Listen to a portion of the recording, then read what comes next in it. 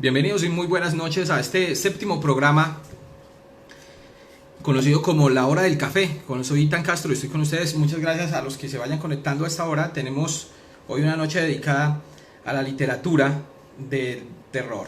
Entonces, bienvenidos a Arte 26MX, María Isabel Pineda Z, Jessica Patinor, Animal X Centro, Gina Venegas 14 y las personas que se van uniendo, Satina Fashion también, todas las personas que se van uniendo a esta hora. Hoy les voy contando que tenemos a María Isabel Pinedas, también un fuerte abrazo. Les voy contando que tenemos hoy un programa dedicado a la literatura del terror. La Hora del Café nace o surge por ese amor a la literatura y a las letras.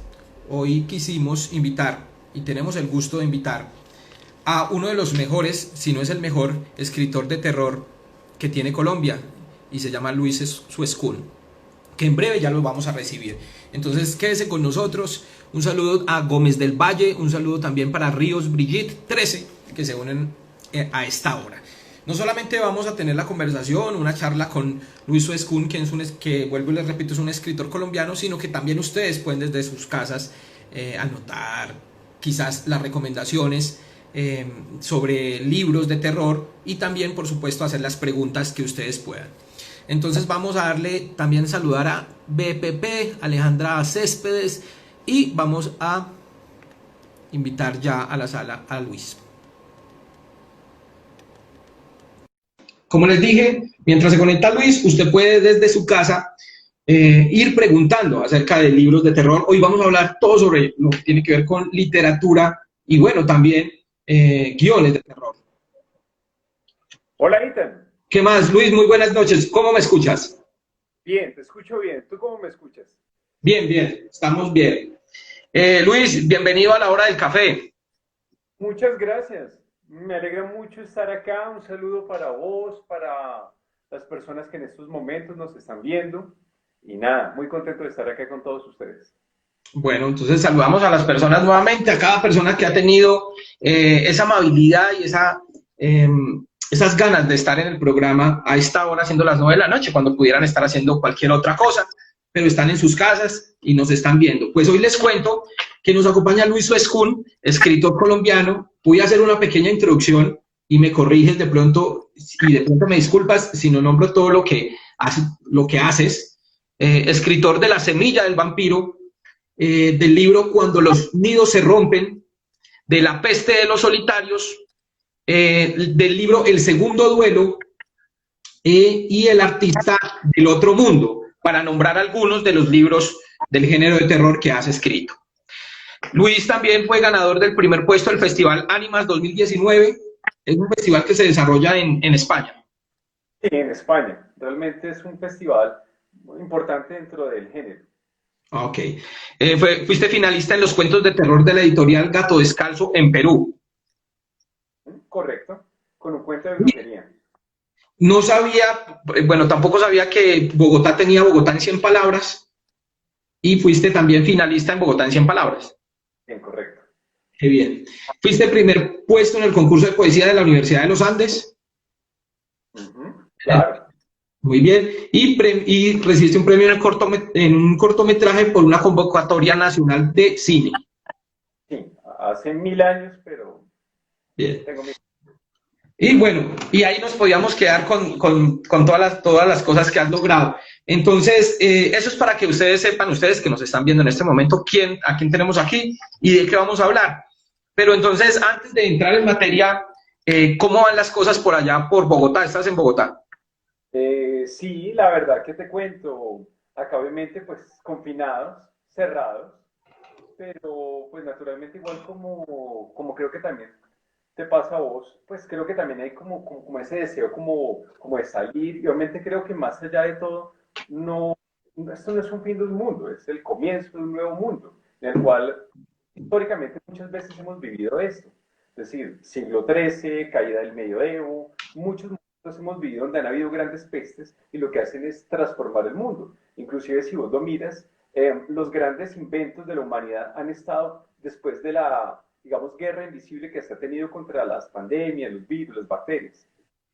Sí, Entonces, yo pienso que lo que pasaba era que generacionalmente, o las personas que en este momento estamos vivos y habitando este planeta, no habíamos tenido que pasar por algo que seguramente en otras generaciones ya los pasaron, como lo que vos nombrás de la peste negra. no, y además que mira que lo que nos sucede ahorita es que, digamos, estamos en un mundo que es absolutamente globalizado, que era algo que nosotros no habíamos vivido antes. Es decir, por ejemplo, digamos, la peste negra, cuando es la caída del Imperio Romano, es un mundo que no es globalizado, es un mundo que va desde la India hasta Inglaterra, punto. Ese era el dominio de Roma. El resto eran otros mundos. Era Entonces, como obviamente, Colombia, si era que se podía llamar. sucedió ahora. Que obviamente ahorita realmente sí es cierto, digamos, por así decirlo, el aleteo de una cosa en Nueva York puede realmente causar un problema en la India. Ok. Bueno, yo quiero hacerte una pregunta. ¿Vale? A ver, normalmente los periodistas, eh, nosotros nos creemos lo que estamos investigando cuando es periodismo investigativo y detrás, digamos, de querer buscar la verdad, sacamos esos textos, esos artículos en el periodismo. Pero cuando es escritura de terror propiamente, ¿vos crees en lo que escribes? Por ejemplo, ¿piensas que puede existir realmente algo sobrenatural, espantos, fantasmas, no sé, alguno de los personajes que habitan en tus libros, o es simplemente tú alejándote de la realidad? Lo segundo, lo segundo. Es decir, realmente el género de la fantasía, de la literatura, ¿sí? Digamos, tiene que ser también un ejercicio en el cual tú te alejas de ti mismo para poder llegar a crear como esa fantasía. Obvio, tiene un pie de realidad, por supuesto que lo tiene, ¿sí? Digamos de la misma manera en que, por ejemplo, por así decírtelo, Juego de Tronos, a pesar que es tan fantástico, tiene muchísimo que ver con la historia universal, ¿verdad? Sí, sí, Digamos, claro. ¿verdad? Pero por lo menos en este caso, digamos, realmente uno necesita alejarse un poco de eso, porque si no, obviamente tendría uno la cabeza hecha un desastre, ¿me entiendes? Si obviamente yo todo el tiempo me la pasara pensando en cosas oscuras y terribles, eso no tendría sentido, ¿me entiendes? Es Sí, decir, uno, uno tiene que alejarse un poco como del objeto del arte que tú realizas para poder tener como esa distancia. Y en esa distancia, en ese abismo, es donde hay la cabida a la reflexión, a ver el arte que tú desarrollas de una manera distinta. Pero si tú te conviertes en tu propio objeto de estudio, pierdes todo sentido de reflexión. sí, es muy acertado. Y ahí me da paso a hacerte otra pregunta y es, eh, ¿por qué entonces en ese escape, en ese alejarse de la realidad, por qué terminas en el terror y por qué terminas seducido por eso y no de pronto por otro género? Te voy a contar una cosa. Mi abuela Ana, que ya era de Medellín. Yo tengo muchas raíces, todas mis raíces son paisas, son Sí. antioqueñas. Y es algo que lo digo con mucho honor, con mucho, realmente me siento muy satisfecho de ser parte de la cultura antioqueña. Mi abuela Ana me contaba historias fabulosas de todo lo que era como el momento de la colonización antioqueña. Realmente, como vos recordarás, es un momento muy interesante porque Antioquia estaba separada del resto de la ciudad en ese momento del siglo XIX. Entonces, obviamente, tenemos un momento que es maravilloso porque a medida que estos primeros colonos iban haciendo sus primeros minifundios o latifundios, apenas los hijos estaban en edad de, ya son grandes, es decir, vos, anda, monte adentro, montaña adentro y armabas tu otro latifundio. ¿Qué fue lo que pasó? Encontró al hombre contra fuerzas de la naturaleza que no iba a entender y que eso es lo que se llama pánico. Por eso es que los romanos te hablan del dios Pan, es decir, el de los sátiros, el de las flautas, que vivía en el monte. Por eso se habla de pánico. Pánico es el miedo a la naturaleza, ¿verdad? Entonces, a mí mi abuela me contaba esas historias, marica, eso a mí me parecía la cosa más espectacular del mundo porque eran historias de espantos, de aparecidos, de todo eso, pero obviamente mis relatos, como las personas que han leído, saben que son totalmente distintos. Y son distintos porque obviamente hay un gran componente de surrealismo. y su realidad parte, pues, Bueno, porque, y eso es algo que tengo que decirle y la gente pues lo puede corroborar.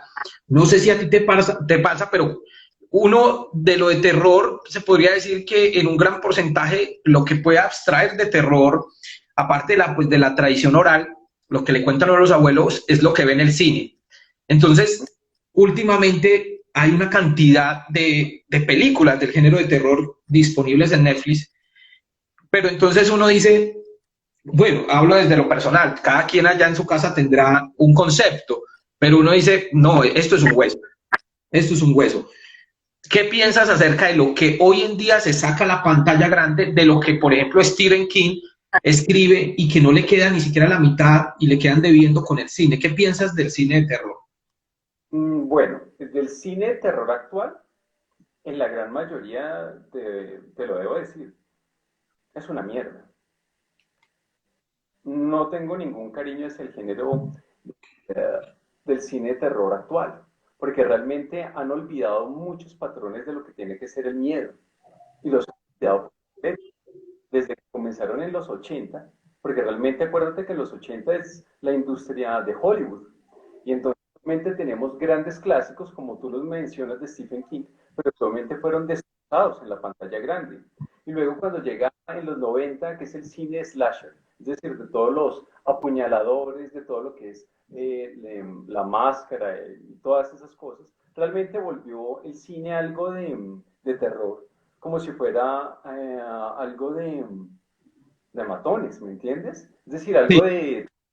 Y eso tiene sentido. Sin embargo, obviamente hay algo que es muy importante sacar adelante, el cine español.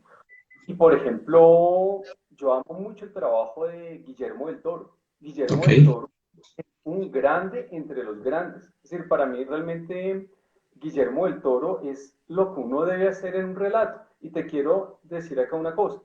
Cuando tú tienes a un Guillermo del Toro, tú trasciendes un relato y estás dentro de una fábula. Y hay una gran diferencia entre un relato y una fábula, que es algo que yo siempre digo en mis redes sociales. En un relato tú tienes un compromiso con la verdad y la realidad de lo que tú estás contando, de tu relato, de las reglas de tu relato. Ejemplo, Harry Potter no vuela, Harry Potter vuela dentro de cierto tipo de escoba, ¿me Ok, entiendes? ¿Vale? sí, Ahora, cuando tú estás frente a un Guillermo del Toro, hay un compromiso con una verdad más profunda, con una verdad universal. Y obviamente, ¿qué puede llegar a ser una verdad universal? Racismo, toca denunciar el racismo. Machismo, toca denunciar el machismo, toca denunciar todo eso, y eso es lo que hace Guillermo del Toro, y por eso es que lo hace grande. Por eso, por ejemplo, un relato como el de La forma del agua es todo un canto a todas las formas posibles de... Y eso es lo que obviamente barre por completo todo lo que ha sido como lo que te digo, que es ese cine de terror que uno encuentra en Netflix, que la verdad es vergonzoso. sí, o sea, porque es que, o sea, ya uno queda, y yo lo digo, pues con todo el respeto que se merecen quienes realizan esas películas, pero uno ya como que sabe que la película que se va a estrenar en Hollywood, que viene que viene escuchándose, uno ya sabe que no la va a asustar, uno ya sabe que eso no trae, y es por lo que vos decís, no hay un trasfondo, sino que como que uno ya sabe que es la casa embrujada, uno ya sabe que es la bruja, o ya sabe que es la maldición, o sea, como que es, o sabe que es el matón, o es Freddy, o es el que es cierto. Entonces, como que no hay algo de trasfondo que lo lleve a uno a sentirse realmente como las películas españolas, que recuerdo que yo hace como unos 15 años vi una película, creo que se llamaba El niño detrás de la pared, y a mí esa película me dejó muy afectado, pero porque uno dice, hay un muy buen guión. Entonces, sí quería hacer como un paréntesis frente a lo de, además porque me encanta mucho, y yo te cuento y le cuento a todo el mundo cuando yo, mi primer cortometraje, que pues si lo vamos a ver, uno lo quiere porque es el primero, pero pues obviamente tiene todos los defectos, mi primer cortometraje fue La Bruja de Santa Elena. Fue recogiendo tradición oral de un corregimiento aquí que se llama Santa Elena. Pero obviamente quería como tratar de no caer en el cliché de la bruja de Blair. Pero yo sé que básicamente, y entiendo lo que me ibas a decir. No, y es que mira una cosa que es lo que pasa. Realmente el terror, más allá de cualquier otro género, tiene que ser una obra de arte. Mira, te voy a dar un ejemplo. Los cuentachistes, ¿verdad? Un cuentachistes te cuenta a ti un chiste y ya, inmediatamente muere. El chiste está muerto. Eso mismo pasa con los malos cuentos de terror. Cuando ya has, en el momento en que tú has destapado ya la carta del monstruo, de ahí en adelante, ya tu relato puede estar muerto, si no tienes un argumento muy fuerte detrás, ¿verdad? Sí, Entonces te hacía lo de la analogía con lo del chiste, porque mira que, por ejemplo, un relato de terror tiene que trascender hacia lo artístico. Tiene que ser una obra de arte para que permanezca en el tiempo. Y te lo digo, realmente en un relato de terror tiene que haber belleza en el lenguaje, tiene que haber elegancia, tiene que haber profundidad dentro de su argumento, para que obviamente después de que tú ya lo hayas leído, soporte una relectura, ¿me entiendes? que se vuelva un Eso, clásico. por ejemplo, eso es lo que sucede, por ejemplo, con Lovecraft o con Sí, Alan Poe, que obviamente, ¿qué los hace clásicos? Es decir, digamos, te voy a decir una cosa, Iter. ¿Qué hace que algo sea clásico? Es algo, es una punta que persiste en el tiempo. Cuando tú hablas del teatro griego, ¿por qué son clásicos? Porque nosotros todavía no hemos superado ese teatro griego. ¿Entiendes? Porque, por ejemplo, aquí alguien nos menciona Frankenstein. ¿Por qué Frankenstein sigue siendo tan profundo hoy por hoy? Porque obviamente cuando Marie Shelley escribió eso, ella estaba viviendo la época una época mecanicista y obviamente a través de eso pudo crear una metáfora de la relación del hombre con Dios. Por eso el título original de Frankenstein era El Prometeo moderno. ¿Me entiendes? sí. Eso es lo que es un relato de terror, una obra maestra y nos acerca al arte. Cuando tú te dedicas a solamente contar historias de tripas y sangre y todo eso, por Dios que en serio estás escribiendo es con el hígado, no estás escribiendo con el corazón. Y por eso es que todos esos relatos se van perdiendo. Y por eso Sí, y, y, y esa reflexión que haces es la que yo siempre me cuestiono cuando veo una película tan mala de terror, porque digo, bueno, si esta película es muy buenas noches para todos los que se están iniciando en esta sala, estamos con Luis Esjun, escritor de terror. Entonces yo veo una película, ¿cierto? Y yo digo, bueno, ni que, o sea, no me imagino el lenguaje que pudo haber utilizado una persona que tuvo que haber sido muy básica para hacer una película en la que casi siempre está la sangre, el cuchillo o la motosierra, pero no hay un terror que nazca más, no dentro de lo tan visible, explícito, es como muy explícito el terror. Pienso que de alguna manera se podría decir que es un terror como pornográfico, o sea, es un terror como que deja todos los aspectos de sangre muy decadente también, o sea, como que no logras asustarte. Me gustaría que las personas que en ese momento están conectadas, las 17 personas que están conectadas en la sala, nos escriban cuál es su película de terror o cuál es la película de terror o el libro de terror que a usted más le ha fascinado o más lo ha asustado. Bueno, entonces, Luis, siguiendo con el tema de los libros, que es por lo que nos convoca aquí, y tu escritura y la literatura de terror, ¿qué contiene los libros de Luis Suescún que no tengan otros libros? ¿Qué te hace diferente al resto de escritores de terror? te lo voy a decir. Mira, todos los libros y todos los relatos que yo hago tienen un principio, que es el abandono de la identidad, ¿El abandono de qué, perdón? de la identidad humana. Ok. Mira, todos los, gran parte, uno de los objetos de mi trabajo artístico son los monstruos, porque es que la monstruosidad, mira, los griegos decían que los monstruos eran designios de los dioses, es decir, Sí, no era lo que nosotros llamamos ahorita de una fealdad. Entonces, todos los monstruos que yo realizo son propios. Es decir, nunca verás en un relato mío que yo esté usando un monstruo utilizado en en una película o en un libro. No, porque eso sería como robarle un juguete o una creación artística a alguien. de acuerdo. Entonces, yo trabajo cada uno de mis monstruos de una manera muy artesanal. Busco mis propias influencias, es decir, mis influencias, a pesar que me gusta Stephen King, me gusta Lovecraft, me gustan muchos, comenté, Borges me gusta, George R. Martin, pero gran parte de mi trabajo, como te decía, está en hacer una investigación. Sí. Entonces, monstruos están basados en la naturaleza. Ejemplo, digamos, yo no me pongo a buscar, por ejemplo, crónica roja, sino que trato de analizar, por ejemplo, cómo funciona una bacteria, cómo funciona un virus, cómo funciona, por ejemplo, el cáncer en las hormigas, cómo funcionan tantas otras cosas de la naturaleza, y eso nos genera, digamos, la posibilidad de crear monstruos que sean nuevos y que puedan perdurar en el tiempo.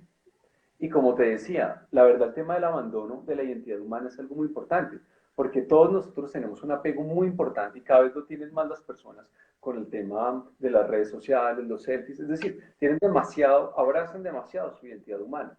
Y como te vas a dar cuenta, o como tú lo sabes, en muchos de mis relatos siempre es una progresión del abandono de ser humanos a literalmente conectarnos con el mundo, con el Sí. universo. Voy Y a es leer, Luis, si me permites, voy a leer acá lo que nos dicen las personas que están, los apreciamos mucho. Nos dicen acá la morgue, Erika nos dice la morgue. Bueno, Elizabeth dice, hay que saber diferenciar los terrores. Saludo también para Elizabeth 47, si todavía está por ahí. Eh, Dice Elizabeth Jardines, oye, ¿de dónde nacen los nosotros? Eh, los monstruos. sí, bueno, sí, ok. Olvidados y en la hierba alta, muy buenos. Esos son unas películas que creo que están, bueno, La Olvidados y la he visto. Ambas las he visto. Herba Alta, te digo, bueno, es bellísima. Es una adaptación que tiene Stephen King. Es un relato que tiene un marco bien hermoso. Realmente es un relato sin hacer spoiler, es de una familia que obviamente pues está en una carretera y que obviamente entra la niña o el niño, no recuerdo bien, a un campo de maíz que obviamente es tan alto y obviamente se van perdiendo y van creando el laberinto en el tiempo. Es un muy buen relato. Vi que alguien también hacía una mención sobre la bruja de Blair original y la verdad te quiero decir, es maravilloso. Mira que alguien acá nos pregunta de dónde nacen los terrores y te lo puedo responder con la película de la bruja de Blair. Realmente los terrores tienen 5 etapas. La primera es el miedo a la naturaleza, es el miedo a lo desconocido, que era lo que tenían, por ejemplo, digamos, nuestros terrores acá, por ejemplo, en Medellín. Es decir, ¿me entiendes? Por ejemplo, cuando se encuentran la primera versión de la patasola o el moán o en los llanos de la bola de fuego, es pánico a la naturaleza, Ok. ¿verdad? De ahí La nacen los monstruos. Claro, la segunda viene a ser el miedo a partir del sueño, que se llama lo luminoso. ¿Qué Ok. significa? Obviamente ya ese terror que tú sentiste adentra dentro de tus sueños y cada vez deja de ser más claro. El tercer punto es la interpretación de ese miedo. Mira que nosotros, este país y muchos, obviamente tienen un gran componente católico cristiano. Y fíjate que todo lo que es el Moán, la Patasola, todos esos relatos están filtrados a través del catolicismo y el cristianismo. Ok. Como de lo profano y de lo sagrado. Y ya luego tenemos la cuarta, que es ecológico. Fíjate que ya al final se hablaba que no, es que la patasola es la que detiene a los leñadores porque, no sé, no deberían cortar los árboles, a los otros se los lleva el hombre caimán porque contamina los ríos, etcétera. Es ecológico. Y el quinto es humorístico. Ya la gente ahorita se ríe, digamos, de esas cosas de la patasola y todo eso, cuando la verdad eso es lo que sucede en la bruja de Blair. Cuando llegan estos al campo de Blair, la bruja de Blair es un chiste, es algo divertido. Pero fíjate que ellos al entrar al bosque se van a encontrar con que sus miedos todavía están vivos. Y por eso encuentran allá y regresan al primer estadio del miedo, que es el pánico. Fíjate que ahí está lo que... Porque es que resulta que así como muchos escritores se les han llevado sus libros al cine, pues hay relatos de tradición oral que son monstruos que nacen entre la gente y el miedo que resulta de la gente, y pues resulta que los llevan también, como pasó, alguien escribía por ahí La Llorona. Yo creo que La Llorona, si no estoy mal, no la escribió nadie. La Llorona fue como una tradición oral acerca de una mujer que ahogaba a sus hijos. Bueno, si mal no estoy, no sé si vos tendrás conocimiento acerca de si hay o es una tradición oral. Es que mira que lo que pasa con la Llorona, yo creo que es uno de los más particulares, porque obviamente tenemos en México, ¿sí? Pero mira que probablemente es la narración oral más difundida por Latinoamérica. De hecho, creo que por eso La Llorona es tan visible. Inclusive, hace poco hicieron una película, terrible por supuesto, Sí. realmente no estuvo nada Pero de lo malo. llorando. Entonces, es un relato que obviamente lo que te digo, pues, es, y creo que por eso es que perdura, porque obviamente es el duelo terminado. Y fíjate que eso nos devuelve un poco como al tema de los griegos. Fíjate que para ellos es muy importante el tema de cerrar un duelo. Ok. Y que incluso, te lo digo, por ejemplo, sin entrar en un tema social, creo que el tema más terrible que obviamente se vivió después del, digamos, de los acuerdos de paz es el tema de dónde están los desaparecidos, dónde están las tumbas. Y fíjate que eso nos lleva a un punto muy particular, que es el tema de la identidad del cuerpo. Como, Y, disculpa, te interrumpo, Luis, y las personas que nos escuchan, agradecerlos y saludarlos. Estamos con Luis Fescún, escritor de terror, quizás uno de los mejores de Colombia. Luis, yo digo que acá en Colombia hay una cantidad de cosas por narrar que pueden resultar eh, en unos libros maravillosos. De pronto en algún momento lo hizo Germán Castro Caicedo, ¿cierto? Algo otros, pero hay muchas historias alrededor de la Colombia negra que nosotros hemos visto desangrar y que fácilmente podría ser fascinante para un escritor de terror de Europa. Cosas como, por ejemplo, desmembrados, desaparecidos, gente mutilada. Hay una cantidad de cosas en las que uno dice, no contemos esto, pero debiera contarse, como vos lo decís, debiera contarse porque es una historia de terror que hemos tenido los colombianos como muy oculta. claro. Sin embargo, mira que con lo que vos dices, por ejemplo, yo te lo digo como artista. Yo he tratado no, realmente me he apartado totalmente de ese tipo de historia negra de Colombia, Ok. por muchas razones. Porque la verdad, mi propuesta artística es mostrar un ejercicio de la fantasía, de la imaginación. Ok. No realmente contar de nuevo las historias negras que obviamente han destacado en el país. Es decir, a mí me alegra mucho que, por ejemplo, digamos, este cuento que se ganó un premio en España o el que se ganó un premio en el Perú, no ahondan en el dolor que nosotros tenemos de patria, sino que obviamente recrean relatos totalmente distintos. Por ejemplo, el de España son relatos de vampiros. ¿Cuál fue el Por libro que ganó Ánimas en España? se llama Cuando los nidos se rompen, Ok.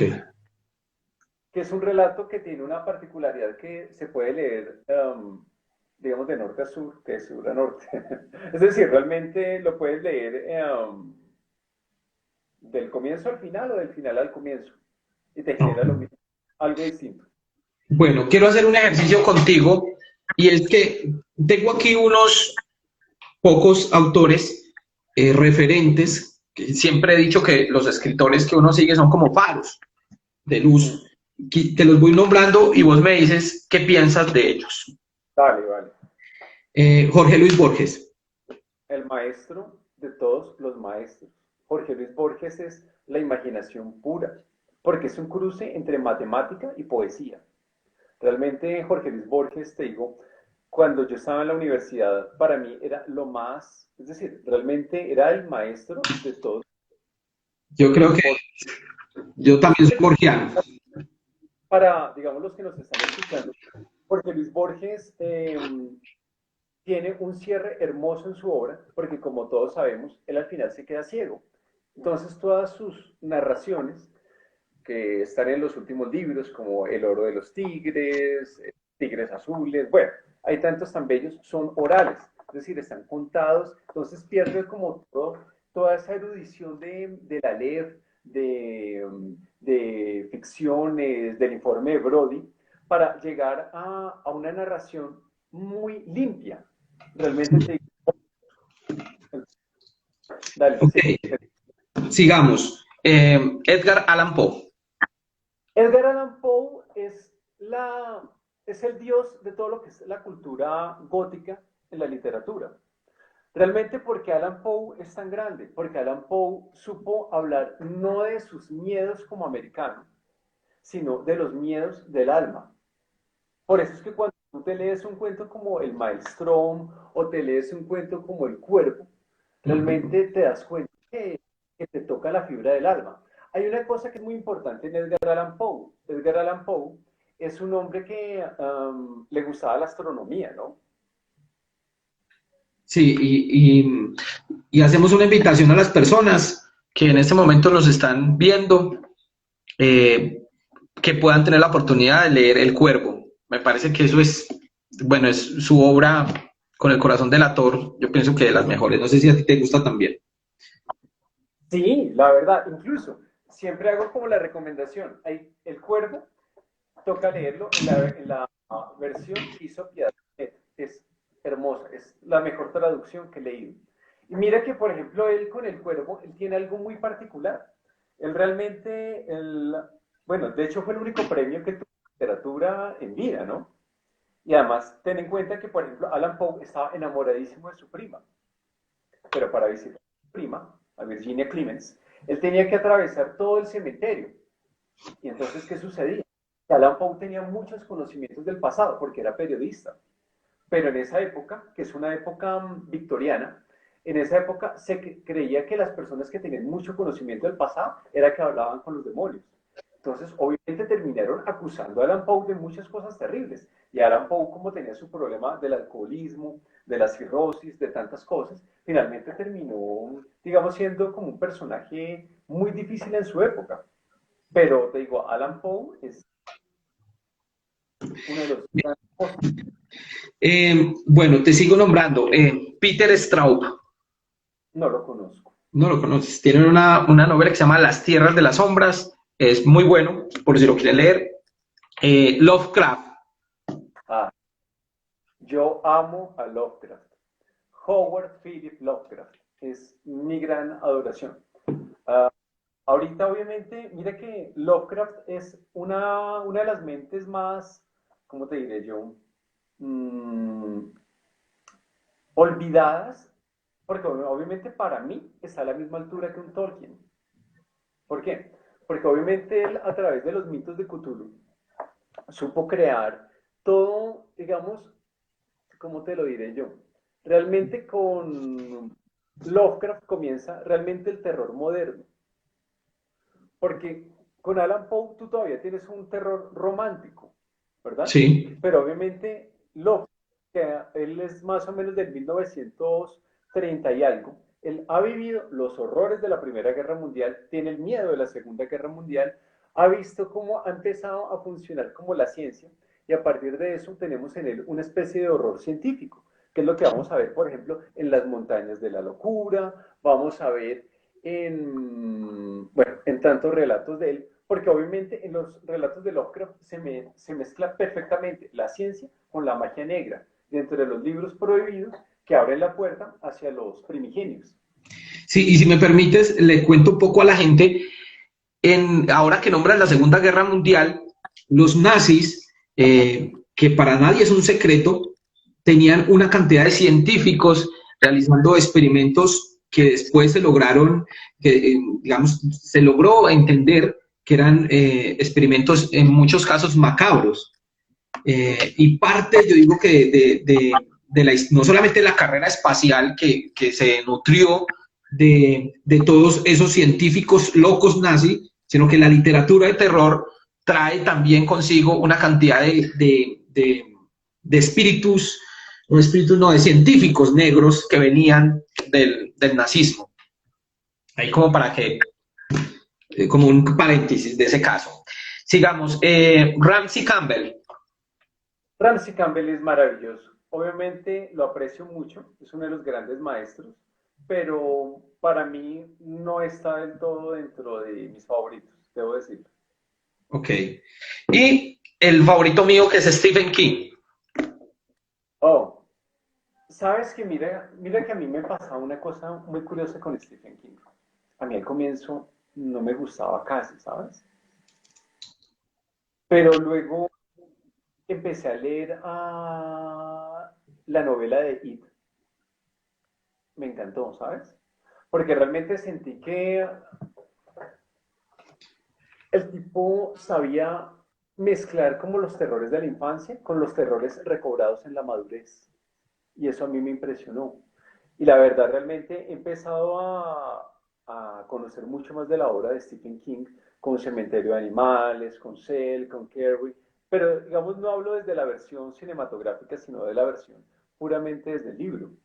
Y realmente he encontrado cosas maravillosas en él. Mira que hay mucha gente que a veces dice que la prosa de él es cruda. Y la verdad realmente tiene unos pasajes hermosísimos en It, que realmente... Hay una cosa que es, a mí me gusta mucho en King, que es como él combina ese Estados Unidos actual con el Estados Unidos de los primeros colonos y de los indígenas. En Porque varios gran libros parte de la obra aparece. de King...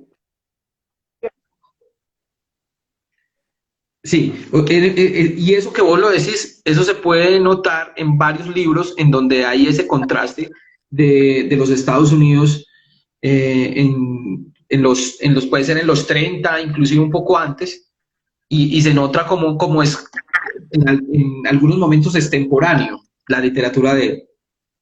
Claro, no, pero mira lo asombroso, Ita.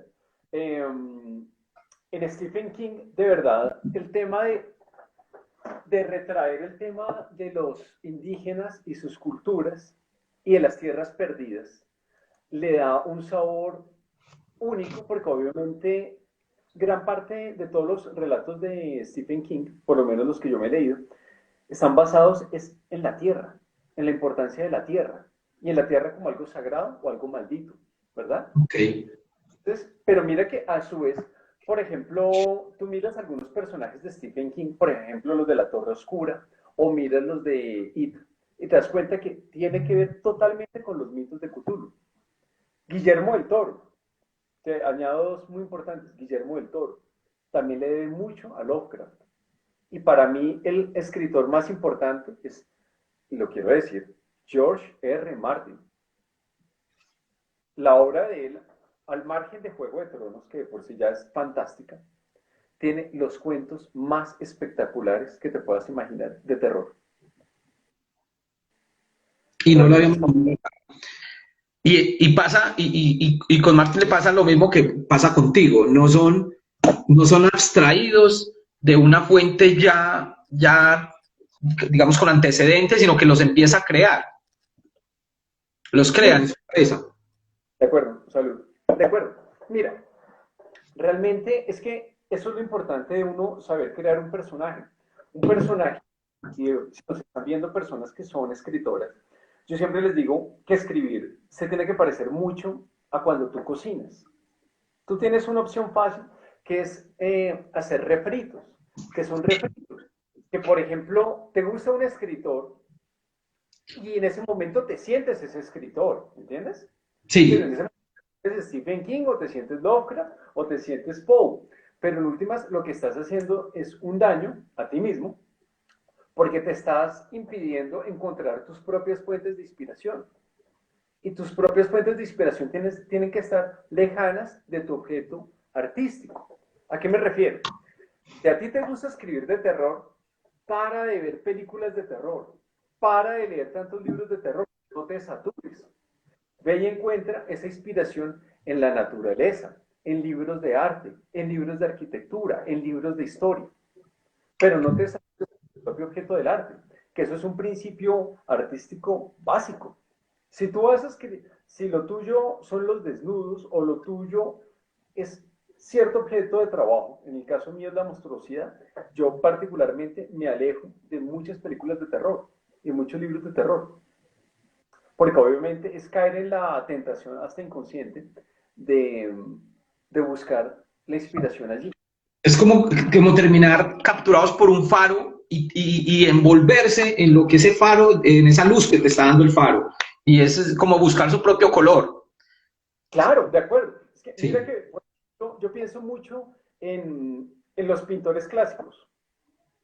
Mira que los pintores clásicos se iban a los museos y a pintar punto tras punto, no sé, ejemplo, digo, la Virgen de las Rocas, y la pintaban perfecto. Eso es lo que uno tiene que hacer de pronto como escritor. Es decir, si tienes tu momento con Stephen King, escribe tu cuento Stephen King, gózatelo. Pero es importante que te separes de seguir siendo un eterno fan de Stephen King. de acuerdo, de acuerdo. Un Eso saludo, estamos en este momento. no es Es, algo que se da en un día, pero hay que ser consciente del gesto imitativo como ejercicio a que se te vuelva tu norma de vida. correcto. Eso siempre lo hemos hablado aquí, inclusive hay que entender que un escritor puede ser el referente de uno, pero uno no se puede volver un remedio de su escritor. Un saludo para todas las personas que en este momento se están conectando. Luis Fer Holguín, cita con Ezequiel, el doctor Ezequiel, si todavía está conectado, un saludo muy especial, escritor también, un sexólogo impresionante, argentino. Sí, entonces, eso que vos decís me parece muy importante. Y ya, como finalizando el programa, porque estas entrevistas terminan por volverse tan adictivas que uno no sabe en qué momento pasa el tiempo. En este momento tenemos 22 personas viéndonos. Eh, yo les puedo dar un consejo, ¿cierto? Y antes de que digamos que vos lo digas para que cierres el programa y es, deje de mirar tanto cine de terror y voltee un poco la mirada a la literatura de terror. No sabe la cantidad de cosas impresionantes que usted se está perdiendo. La literatura de terror tiene unos componentes que usted no va a ver en el cine, por más explícito y ver una imagen. ¿Cuál es ese mensaje, Luis, que tienes para las personas que nos están viendo acerca de la literatura de terror? El mensaje que yo les puedo dar es, cuando escriban, háganlo no para sus amigos, ¿no? Encuentren ese sonido que ustedes busquen en su oído. Eso es como la música. Realmente para escribir un relato de terror o escribir un gran relato, primero tienen que encontrar esa voz interior, ese sonido que los identifica a unos de otros. No es lo, digamos, no es lo mismo el sonido, por ejemplo, de un Black Sabbath al de un Iron Maiden. Los que les gusta el metal me entienden. Y para responder una pregunta que nos hacía Santina, que vi que nos escribía acá, que cuál era el monstruo más significativo para mí, yo diría Frankenstein, por una razón, porque Frankenstein tiene profundidad psicológica, tiene profundidad de emoción, y mucho más allá crea un símbolo. Entonces, a todos los que nos están escribiendo les digo, tienen que encontrar símbolos, porque los símbolos perduran, las palabras se mueren, pero Ok. toca crear y símbolos nuevos. Luis, quiero que nos digas, para los que están preguntando, un libro. Tú tienes muchos libros, ahora iniciando los leí, pero de tantos, por ejemplo, La semilla del vampiro, Cuando los nidos se rompen, el que ganaste, pues, allá con ese festival de ánimas en España. ¿Cuál es el libro que quieres recomendarle hoy a las personas para que... bueno, ya vamos a responder, hay una pregunta súper interesante. Eh, ¿Cuál es ese libro que recomiendas tuyo? ¿Y cuál es ese libro que no sea tuyo, de un referente tuyo, que recomiendas y que debe ser imperdible leérselo? Bueno, de los míos, sé que obviamente mi respuesta va a sonar un poco vaga, pero te diría todos, por una razón simplísima, porque la verdad cada uno de esos trabajos corresponde a un ejercicio que es igual a todos. Digamos, yo a veces me siento un poco AC/DC. ¿Cuál disco le gusta más? Todos son iguales. Y todos son buenos. Sí, sí, sí. Es decir, y la verdad te lo digo con sinceridad por las personas que han comprado los libros y todo eso. En todos van a haber monstruos, en todo va a haber terror, en todos van a haber melancolía. Es decir, te digo, me daría lo mismo decirles que uno que otro, ¿sí? Tal vez el único que es un poco distinto es La semilla del vampiro, porque hay una diferencia de 9 años entre La semilla del vampiro y los libros que, por ejemplo, están ahorita en Amazon, que son los relatos macabros, o la Biblia Negra, o mi proyecto de zombies, o la peste de los solitarios. Realmente no hay mucha diferencia entre los últimos, pero en cambio la semilla del vampiro es un poco más sangrienta, un poco más cruel, y lamento decir eso, que los otros, porque obviamente responde a una necesidad emocional mía. Pero voy a decir que de ahí en adelante, del segundo duelo, el que ganó en España y todos esos, la verdad son muy parecidos. ¿Qué libro yo recomendaría? Lovecraft. Pero George R. Martin tiene algo que es maravilloso. Tiene un libro, un cuento, que se lo recomiendo a todos, se llama Los Reyes de la Arena. Libro putamente asustador. Es aterrador. Ok, Los Reyes de la Arena. Ok, Asustador. Luis, para los que quieran comprar tus libros, ¿cómo deben hacer en este tiempo de pandemia? ¿A dónde deben pedirlos? ¿Cómo los pueden adquirir? ¿Dónde los pueden comprar? Mira, nosotros los estamos vendiendo por Instagram. Nos escriben, los hemos enviado, la verdad, satisfactoriamente a todas partes de Colombia, desde Chocó, Santander, Pasto, Cali, Medellín, hemos enviado muchos. La verdad, los pueden pedir, los enviamos. La verdad, para serte sincero, de esta edición ya no quedan muchos, quedan más o menos 20 y pico realmente. Y la verdad, pues todos, gracias a Dios, han tenido un índice de respuesta muy satisfactorio. Mira que de todos los libros que hemos vendido, no hemos tenido un solo comentario negativo. Ok, y es excelente. Entonces, por favor, tu red, para que nos digas tus redes sociales y que te puedan escribir ahí. School.blog. Me encuentran en Instagram o me encuentran en Facebook. Sueschool.blog. Ok, tanto en Instagram como en Facebook. No, Y ahí, pues, si se dan cuenta, en School.blog constantemente subo cuentos completos o algunos poemas. Tengo un trabajo de poesía satánica, constantemente a veces promuevo allí. ok. Bueno, pues el tiempo es limitado, son 45 minutos y ya pronto pues nos corta Instagram, pero agradecerte inmensamente porque cuando te hice la invitación, aceptaste, admiro tu trabajo, no siempre se tiene la oportunidad de tener un escritor de la talla tuya en este programa y sin embargo aceptaste y estás con nosotros, con las personas que hoy tuvieron el placer de escucharte y ojalá tengan el placer de leerte. Ahí sí que más.